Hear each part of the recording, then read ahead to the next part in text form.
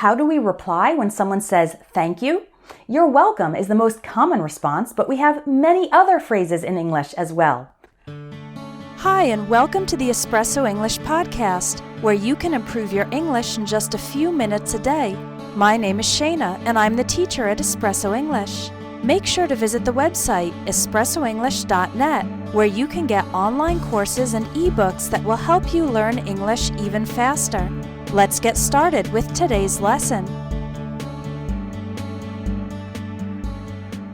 Today you'll learn multiple ways to respond to thank you so you can speak English more fluently.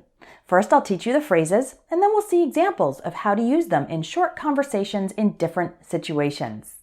I've also prepared a free PDF download for you, which has all the information from today's lesson as well as a quiz to help you practice and review. To get it, click on the link under this video in the description. Enter your email address and you'll get a message with that downloadable PDF. All right, first let's learn the 10 phrases. Try repeating them after me. You're welcome. That's the most common response to thank you. No problem.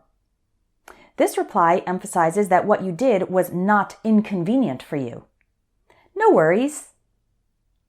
That's the same thing as no problem, but it's a little more informal. Don't mention it. This reply is often used after someone thanks you for something small. My pleasure. This reply tells the other person that helping made you happy. Anytime. This reply communicates that you are willing to help in the future as well.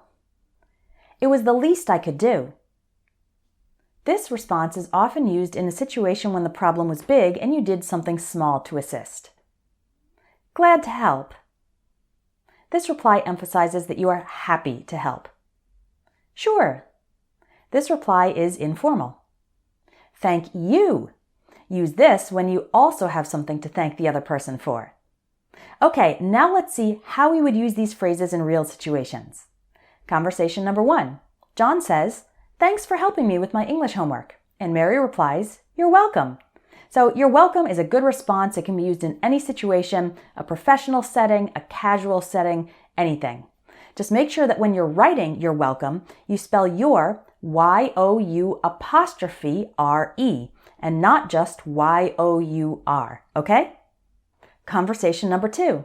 Sarah says, "Thanks for giving me a ride to the airport." And Phil replies, "No problem." In this case, Phil did Sarah a favor. He brought her to the airport when she needed a ride. He took time out of his day and he used his car for Sarah's benefit. That might have been inconvenient for him, but he says, "No problem," to reassure Sarah that it was not inconvenient. Conversation number 3. Brian says, "Thank you so much for covering my shift at work. I owe you one." And Nathan replies, "No worries." Brian and Nathan both work at the same restaurant. Brian needed a day off for some reason, and Nathan covered his shift. That means he worked in his place. So Brian thanks Nathan and says, "I owe you one," which means I am obligated to do you a favor in the future. Nathan replies, "No worries," to emphasize that working in Brian's place was not a problem for him. Conversation number 4. Kelly says, "You've got a lot of groceries. I'll help you put them in your car." And Jill says, "Thanks so much." Kelly replies, "Don't mention it." So in this situation, Kelly sees that Jill needs some help. And after Jill thanks her, Kelly says, "Don't mention it," to say that this was a small thing, no need for tons of thanks. Conversation number 5. Joe says, "Thank you for treating me to dinner. It's very kind of you." And Ruben replies, "My pleasure." So Ruben has treated Joe to dinner. That means he paid for Joe's dinner at the restaurant. And after Joe thanks him, Ruben says, "My pleasure," to emphasize that he was happy to do that. Conversation number 6. Tina says, "Thanks for listening to my problems and giving me advice. It meant a lot to me." And Danielle replies, "Anytime." So Danielle helped Tina by providing emotional support and advice. After Tina thanks her, Danielle says, "Anytime," to tell Tina that she is willing to do this whenever Tina needs it. Conversation number 7. Jenny says, "Thank you for bringing me lunch while I was recovering from surgery. I really appreciate it." And Lauren replies, "It was the least I could do."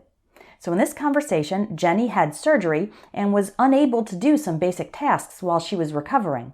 Lauren did a kind thing and brought Jenny some lunch. When Jenny thanks her, she says, "It was the least I could do," because Jenny probably needs lots of help and Lauren just did one small thing to make her life easier.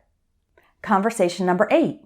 Pamela says, "Thanks for helping me move into my new apartment. It would have taken me forever without you."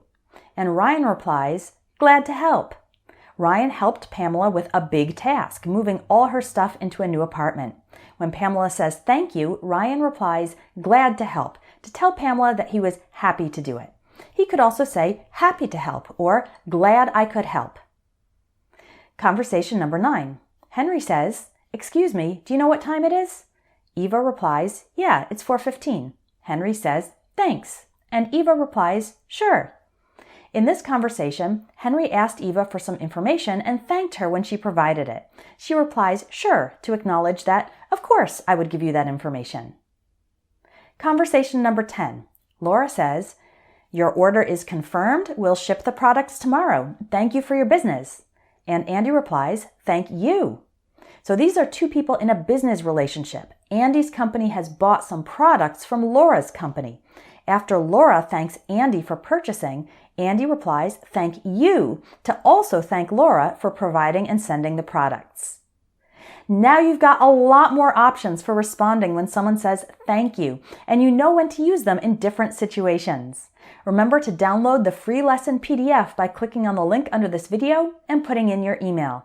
And if you want to learn English phrases for many, many more situations in daily life, I'd encourage you to join my everyday English speaking courses so you can find out exactly what to say, giving you more confidence and more fluency. You can find those courses at espressoenglish.net. That's all for today. Thanks for watching, and I'll talk to you next time. If you want more great English lessons, visit espressoenglish.net, where you can sign up by email to receive a free ebook with 500 plus real English phrases. You'll also find online courses to help you improve your English fast, even if you don't have much time to study. Keep practicing your English, and I hope you have a wonderful day.